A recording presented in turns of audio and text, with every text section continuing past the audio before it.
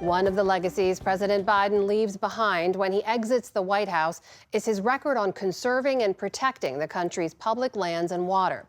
Deb Haaland, Biden's Secretary of the Interior, played a key role in implementing his policies over the last 4 years, and I spoke with her earlier this week. Secretary Haaland, welcome to the NewsHour. It's great to have you here in person. Thank you. So happy to be here.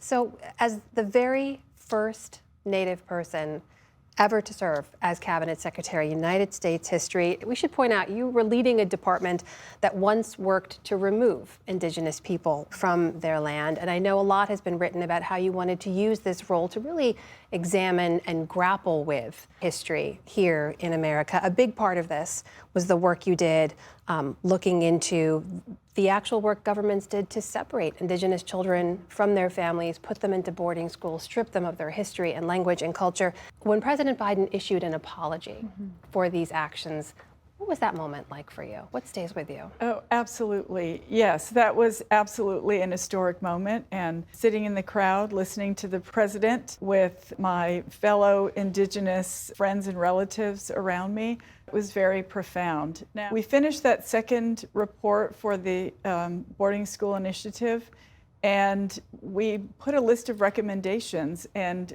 no sooner did we get that out and over to the White House that the White House called us and said the president wants to make an apology. So he immediately felt the need to be out there and following our recommendations. So we were all very pleased. And of course, it's important because, as I always say, Native American history is American history.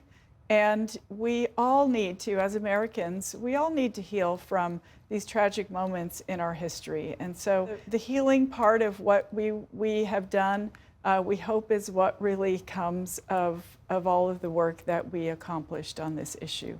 I know the transition process has begun. You've had conversations, I assume, with your nominated successor, Doug Burgum. Has this issue come up?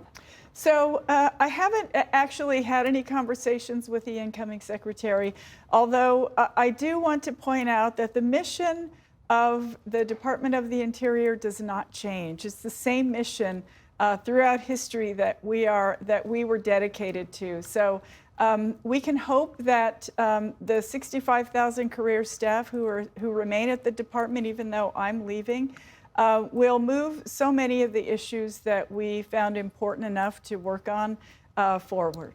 The mission may not change, but I think it's fair to say it is being redefined with the way the incoming administration has laid it out.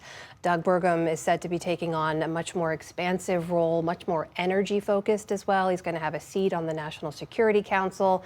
How concerned are you that a lot of the work you've done on climate, on preservation of public lands, that could be undone?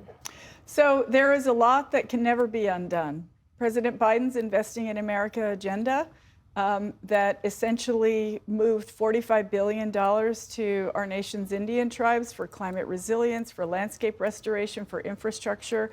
All of those things are in process and they're getting done. Billions of dollars went to cleaning up legacy pollution sites across the country, and that work has also been ongoing.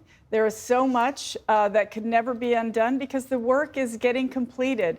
Our clean energy transition, moving forward, President Biden asked for 30 gigawatts of offshore wind by 2030. We're more than halfway there in less than half the time.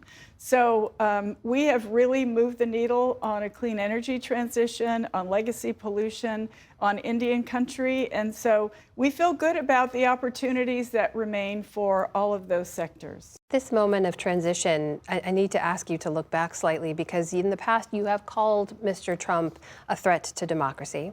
You did cite his election as your inspiration to run for office in the very first place. It was in 2018 that you and Kansas Congresswoman Sharice Davids made history as the first Native American women elected to Congress ever. I have to ask you, now that he's won and he's about to be sworn in for his next term, what is this moment like for you? So, of course, when I first got to the Department of the Interior, it was very exciting. 4 years seemed like a really long time to get so much of our agenda completed. Now, with just a few days left, of course, I'm feeling a little sad to leave my colleagues, but I know that we worked so hard and we got a tremendous amount accomplished. I have to believe that our best days are ahead of us. And you know, administrations come and go. The voices of the American people who want to conserve these beautiful natural resources that we have, those voices will continue. Yes, I am always going to be involved, and I feel confident that, that my voice was important in this administration, and it'll be important in the future as well.